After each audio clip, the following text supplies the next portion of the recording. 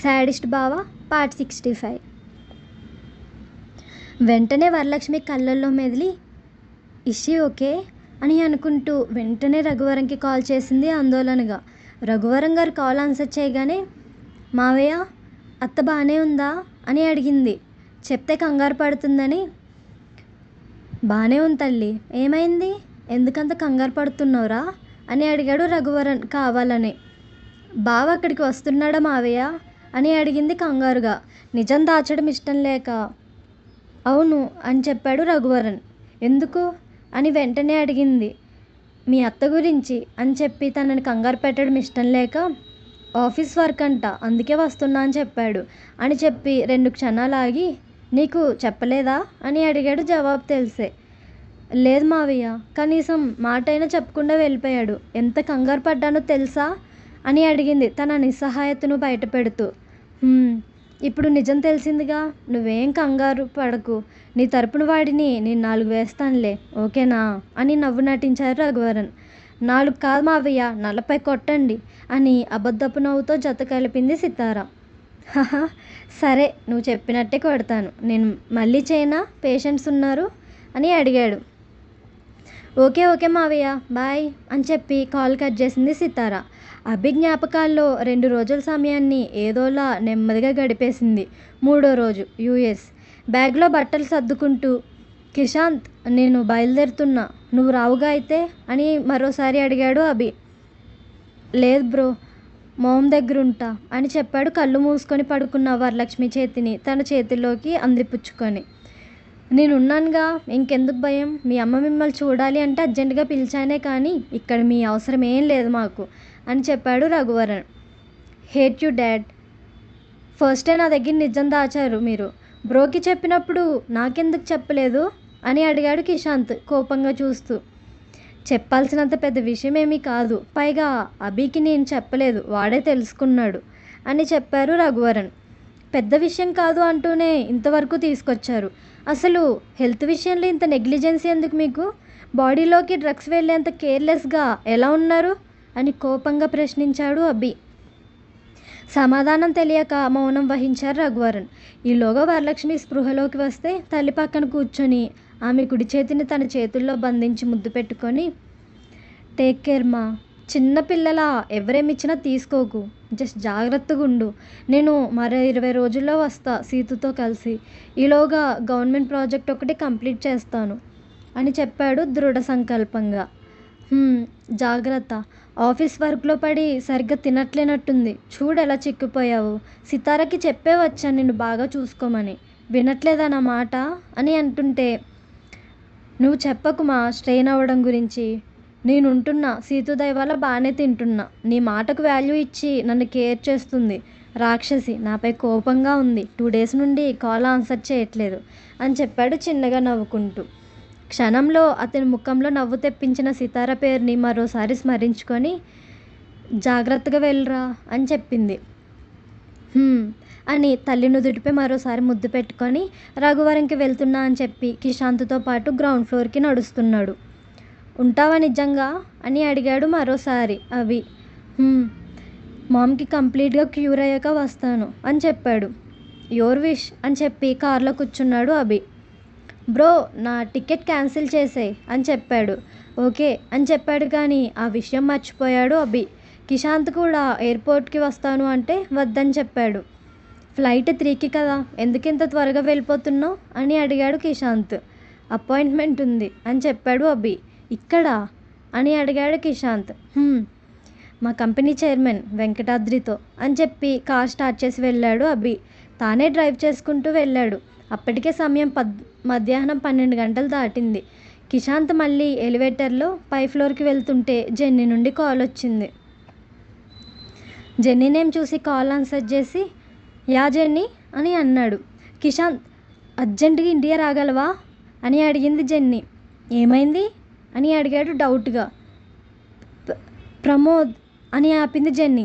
అప్పటికే టెన్షన్ మొదలైంది కిషాంత్లో. ప్రమోద్ అనగానే తనకి వెంటనే గుర్తొచ్చిన పేరు మైరా. మైరా బాగానే ఉందా అని అడిగాడు లోగొంతుకుతో. అన్కాన్షియస్లో ఉంది. ప్రమోద్ తనని ఫోర్స్ చేయబోయాడు కిషాంత్.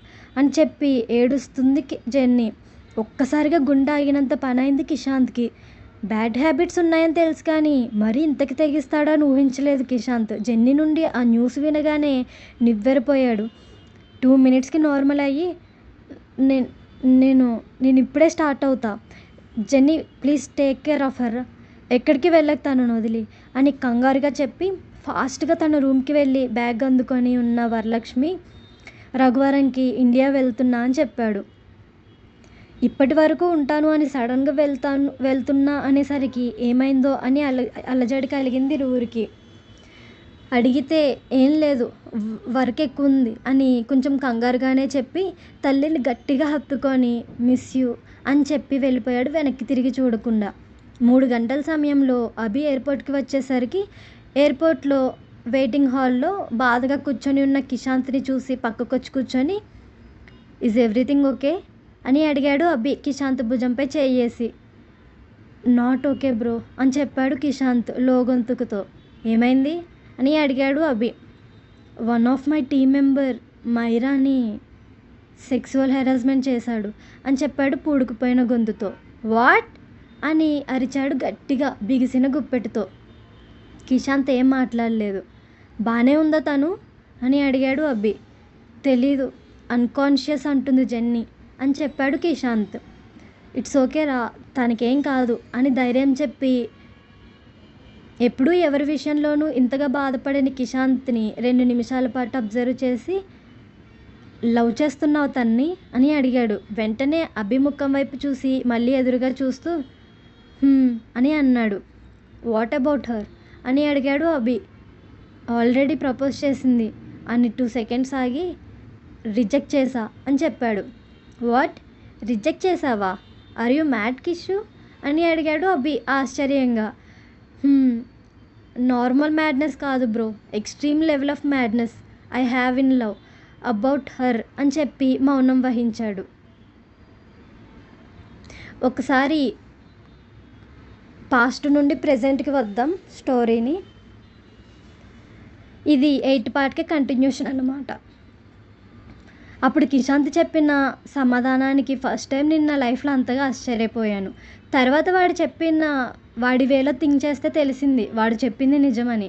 నాకంటే 2 ఏళ్ళు చిన్నవాడే అయినా లవ్లో నాకంటే 2 అడుగులు ముందే ఉన్నాడని తెలిసొచ్చింది నాకు అని చెప్పి ఆపాడు అభి. అందరూ తన వైపే చూస్తుండడం చూసి వాట్ అని అన్నాడు మళ్ళీ. అప్పటికే మైరా కళ్ళు కిషాంత్ వైపు చాలా ప్రేమగా చూస్తున్నాయి. కిషాంత్ కూడా ఆ చూపుల నుండి తప్పించుకోలేకపోయాడు. చూస్తున్నాడు తననే ఇష్టంగా. సితారా ఫ్రెండ్స్ అండ్ ఫ్యామిలీ మెంబర్స్ అంతా అభి వైపు విస్మయంగా చూస్తూ అసలు ఆ 2 రోజుల్లో ఏం జరిగింది? ప్రమోద్ ఎలా ఛాన్స్ తీసుకోగలిగాడు? మీరు వెంకటాద్రి దగ్గరికి ఎందుకు వెళ్ళారు? అసలు అతను ఏం చెప్పారు? సితారా అలక వెంటనే పోయిందా? అసలే క్వీన్ ఆఫ్ అలక కదా. కిషాంత్ ప్రమోద్ని ఏం చేశాడు? ఇంతకీ వరలక్ష్మి గారికి ఏమైంది?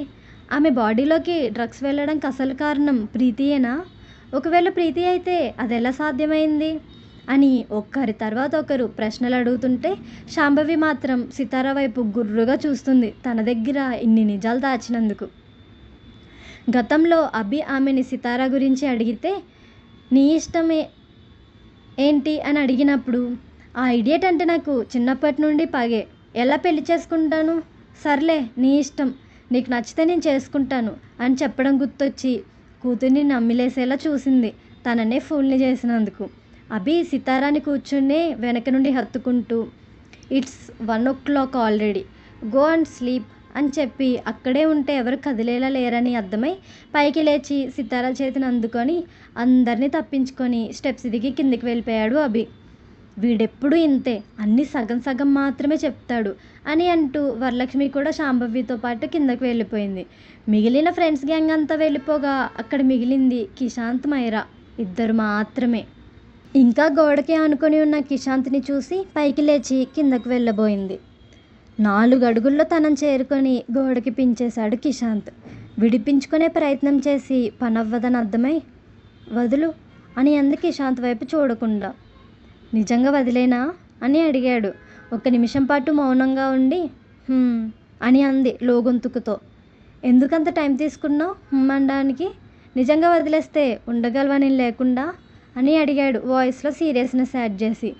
కోపంగా ఉన్నాడని అర్థమై ఐ హేట్ యూ అని అంది మూతి ముడుచుకొని. లవ్ యూ అని చెప్పాడు ప్రేమగా. అతని కళ్ళల్లోకి చూసింది. ప్రేమగా చూస్తున్నాయి ఆ బ్రౌన్ ఐస్. వెంటనే కాలర్ పట్టుకొని ముందుకు లాక్కుంది. అతని ఊపిరి తాకేంత దగ్గరగా నిలబడి, ఎందుకురా నన్ను ఇలా ఏడిపిస్తున్నావు?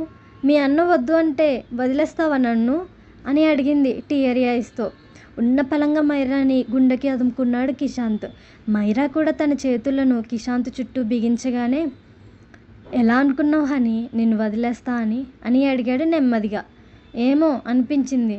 అభిగారు అంత గట్టిగా చెప్పేసరికి అతని మాటకి వాల్యూ ఇచ్చి నన్ను వదిలేస్తావని అనుకున్నా. ఉండలేను నువ్వు లేకుండా, వదిలేకురా నన్ను అని చెప్తున్న తనని హగ్ రిలీజ్ చేసి ఫేస్ హోల్డ్ చేసి తన నుదుటిపై ప్రేమగా ముద్దు పెట్టుకొని నెవర్ అని చెప్పి రొమాంటిక్గా చూస్తూ తన పెదవులు అందుకోబోతుండగా ఫోన్ రింగ్ అయింది. ఉలిక్కిపాటుగా వెనక్కి జరిగింది మైరా. ఒక హ్యాండ్తో తనని హగ్ చేసుకుంటూ మరొక చేతితో ఫోన్ తీశాడు. స్క్రీన్పై కనిపిస్తున్న జెన్నీ నేమ్ చూసి ఎగ్జైట్ అయింది Myra. Hey Jenny, let me talk with her అని అంటూ కిషాంత్ ఫోన్ అందుకోకపోతే తనకి అందకుండా పైకి పెట్టాడు కిషాంత్. ప్లీజ్ కిషు, చాలా డేస్ అయింది తనతో మాట్లాడి అని రిక్వెస్ట్ చేసిన హ్యాండ్ దించకపోయేసరికి ముఖం చిన్నబుచ్చుకుంది మైరా. తన చుట్టూ ఉన్న కిషాంత్ చేతిని అడ్డు తప్పించడానికి ట్రై చేస్తుంది వెళ్ళిపోవడానికి. తనని కదలనివ్వకుండా హగ్ టైట్ చేసి కాల్ ఆన్సర్ చేసి మైరా చెవి దగ్గర పెట్టాడు కిషాంత్. అయోమయంగా చూస్తున్న మైరా కళ్ళల్లోకి చూస్తూ స్పీక్ అని అన్నాడు. ముడుచుకున్న పెదవులు విచ్చుకున్నాయి ఒక్కసారిగా. ఫోన్ తానే పట్టుకొని hi Jenny, how are you అని అడిగింది ఎగ్జైట్ అవుతూ. ఫైనల్గా నేను గుర్తున్నాను అన్నమాట. ఐఎమ్ గుడ్ మైరా, నువ్వెలా ఉన్నావు? అస్సలు టచ్లో లేరు కిషు కూడా అని అడిగింది. సితారా అభిల పెళ్ళిలో తాము చేసిన అల్లరి గుర్తు చేసుకొని దగ్గరగా ఉన్న కిషాంత్ షర్ట్ బటన్ తిప్పుతూ నీతో చాలా షేర్ చేసుకోవాలి అని అంది మైరా. వస్తున్నాం త్వరలో అని చెప్పింది జెన్నీ. నిజమా అని ఎగ్జైట్ అవుతూ అడిగింది మైరా. ఎలానో మేము పెళ్ళాక హనీమూన్కి వెళ్ళలేదు, సో ఇండియా వద్దాం అనుకుంటున్నాం. మోరోవర్ జోసెఫ్ కూడా ఇండియా చూడలేదు ఇప్పటి వరకు అని చెప్పింది చిన్నగా బ్లష్ అవుతూ. గాడ్, అయితే మీరు నిజంగా వస్తున్నారా? చాలా అంటే చాలా హ్యాపీగా ఉంది జెన్నీ అని చెప్పి బాగా దగ్గరగా ఉన్నప్పటికీ ఎటో చూస్తున్న కిషాంత్ని చూసి, వచ్చేటప్పుడు నీ ఫ్రెండ్ బ్రూస్ని తీసుకురా, ఇక్కడ నాకు బోరింగ్ ఫీల్ వచ్చేస్తుంది అని చెప్పింది కిషాంత్ని ఉడికించాలని. ఎటో చూసేవాడు కాస్త బ్రూస్ పేరు వినగానే కనుబొమ్మలు ముడివేసి మైరా వైపు సీరియస్గా చూశాడు కిషాంత్. అటువైపు నుండి, ఏంటి మా కిషుని ఉడికించాలనుకుంటున్నావా? కుదరదుమా, మా కిషాంత్కి ఆపోజిట్గా నేనేం పనులు చేయను అని చెప్తున్న తన మాటలు మార్చి, వాట్, బ్రూస్కి కూడా ముందే టికెట్ బుక్ చేసావా? Thank God and thank you jenny అని చెప్పి ఇంకా మాట్లాడుతున్న మైరా దగ్గర నుండి ఫోన్ లాక్కొని, jenny I'll call you later అని చెప్పి కాల్ కట్ చేసి మైరా చుట్టూ పట్టు బిగించి, ఏంటి ఓవర్ చేస్తున్నావు? నేను సరిపోనా నీకు? దట్ ఈడియట్ కావాలా అని ఫుల్ ఫ్రస్ట్రేట్ అవుతున్న కిషాంత్ పొసెసివ్నెస్ ఫుల్ నవ్వు తెప్పించింది మైరా పెదాలపై. పక్కపక్క నవ్వుతున్న మైరాని చూసి కోపం ప్లేస్లో నాటీనెస్ చేరిపోయింది కిషాంత్ ఫేస్లో. మారుతున్న కిషాంత్ ఫేస్ ఎక్స్ప్రెషన్ చూసి నవ్వడం ఆపేసి, ఎందుకలా చూస్తున్నావు అని అడిగింది. ఎలా అని అడిగాడు హస్కీ వాయిస్తో. నీకు తెలుసు అని చెప్పి అల్లరిగా నవ్వుతున్న కిషాంత్ని నేరుగా చూడలేక అతని వేస్ట్ దగ్గర షర్ట్ గట్టిగా పట్టుకొని, నేను వెళ్ళనా అని అడిగింది. ఆమె చేతి పట్టు బిగుసుకుంటే అమాయకంగా వెళ్ళనా అని అంటున్న మైరా మాటలు అతనికి ఓకే చెప్పేలా చేస్తాయా? జెన్నీతో ఏం షేర్ చేసుకోవాలి నువ్వు అని అడిగాడు ముఖంపై వేడితో రాస్తూ. మాకు చాలా ఉంటాయి, నీకెందుకు చెప్పాలి అని అంది మరోవైపు ఆ స్పర్శను ఫీల్ అవుతూనే. కొడతా ఇంకోసారి నాకెందుకు అన్నావంటే, అండ్ చాలాసార్లు చెప్పా, jenny is my friend only, and తన ఫస్ట్ ప్రయారిటీ కూడా నేనే, నువ్వు మా మధ్యలోకి రాకు అని చెప్పి తన బుగ్గపై పెదవులు నిలిపాడు. ఇంత పొసెసివ్ ఏంటి నువ్వు? మా ఇద్దరికి ఇంపార్టెన్స్ ఇస్తావు కానీ మమ్మల్ని క్లోజ్ అవ్వనివ్వవు, సెల్ఫిష్ అని అంది ముద్దుగా తిడుతున్నట్టు. ఏమైనా అనుకో, I want you to in both ways అని చెప్పి ఆ బ్రూస్ గాడు వస్తే మళ్ళీ తిరిగి యూఎస్ వెళ్ళాడు. నా ఫీలింగ్స్తో ఆడుకోవాలని నువ్వు ట్రై చేస్తే పెళ్ళి చేసుకొని నాలో కూడా సైకో కిల్లర్ గాడు ఉన్నాడని ప్రూవ్ చేస్తా. జస్ట్ మైండ్ ఇట్ అని మైరాని వదిలి షర్ట్ స్లీవ్స్ సరి చేసేసుకుంటే కాలర్ పట్టుకొని కిషాంత్ పెదవులపై ముద్దు పెట్టుకుంటూ, ఇప్పుడే ప్రూవ్ చేయి నీలో సైకో కిల్లర్ ఉన్నాడని అని అందంగా నవ్విన మైరాని చూసి దూరం జరగాలనిపించలేదు కిషాంత్కి. తాను స్టార్ట్ చేసిన ముద్దు కిషాంత్ కంటిన్యూ చేస్తూ కంప్లీట్ లీడ్ తీసుకున్నాడు. 3 మినిట్స్కే వదిలి, జెన్నీని అంతగా మిస్ అవుతున్నావా అని అడిగాడు. అని అంది లిప్స్ పై ఉన్న వెట్నెస్ తుడుచుకుంటూ. చెప్తే తీసుకువెళ్ళేవాడినిగా, ఎందుకు హైడ్ చేసుకుంటావు? పోనీ వెళ్దామా రేపు అని అడిగాడు. తానే వస్తా అంది విత్ హబ్బీ అని ఆగి కిషాంత్ని టైట్గా హగ్ చేసుకొని, ఈరోజు మార్నింగ్ నుండి నాతో మాట్లాడలేదు నువ్వు, ఎంత మిస్ అయ్యానో తెలుసా అని చెప్పింది బెంగగా. సారీ హనీ అని అంటూ తిరిగి తనని హత్తుకొని, గుర్తుందా జెన్నీ పెళ్ళిలో మన మూమెంట్స్? మర్చిపోలేను, మళ్ళీ వెళ్దామా అలా? నీతో అలాంటి స్పెషల్ మూమెంట్స్ కావాలి నాకు అని చెప్పాడు మైరా చెవికి దగ్గరగా. మాటలు వింటూనే బ్లష్ అయిపోయింది మైరా పాప. నువ్వు చాలా స్మార్ట్ నందు అని అంది గదిలోకి రావడంతోనే సితారా. నేను స్మార్ట్ అయితే నిన్నెందుకు పెళ్లి చేసుకుంటానులే కానీ ఎందుకు అనిపించింది నీ స్మార్ట్ అని సర్కాస్టిక్గా అడిగాడు అభి. నీకు తెలుసు అని అంది చేతికున్న బ్యాంగిల్స్ తీసి పక్కన పెడుతూ. డైరెక్ట్గా పాయింట్కి రా అని అన్నాడు బెడ్పై కూర్చొని ల్యాపీ ఓపెన్ చేస్తూ. ఆ రోజు కూడా అంతే, అత్తకి సీరియస్ అని తెలిసి కూడా నాతో చెప్పకుండా నిజం దాచావు. ఇప్పుడు కూడా అంతా చెప్పి కరెక్ట్గా 2 డేస్లో ఏమైందో చెప్పకుండా గతం ఆపేశావు. చెప్పు బావా ఆ రోజు ఏం జరిగిందో అని అడుగుతూ అభి పక్కకెళ్ళి కూర్చుంది సితారా. స్టోరీ నచ్చిందా ఫ్రెండ్స్? నచ్చితే మీ వాల్యుబుల్ ఒపీనియన్ని కమెంట్ రూపంలో తెలియచేయండి. మీరు పెట్టే ఒక్క కామెంట్ నాకు ఎంత హ్యాపీనెస్ ఇస్తుందో నేను నిజంగా మాటల్లో చెప్పలేను. అందుకే ప్రతి ఒక్కరికి నేను రియాక్ట్ అవుతూనే ఉన్నాను, రిప్లై ఇస్తూ. లైక్ చేయడం మర్చిపోకండి. మన స్టోరీస్ని మన ఛానల్ని ఎంకరేజ్ చేయండి. ఇంకా మంచి మంచి కథలు మీకు ఇవ్వడానికే నేను ట్రై చేస్తాను. Thank you friends.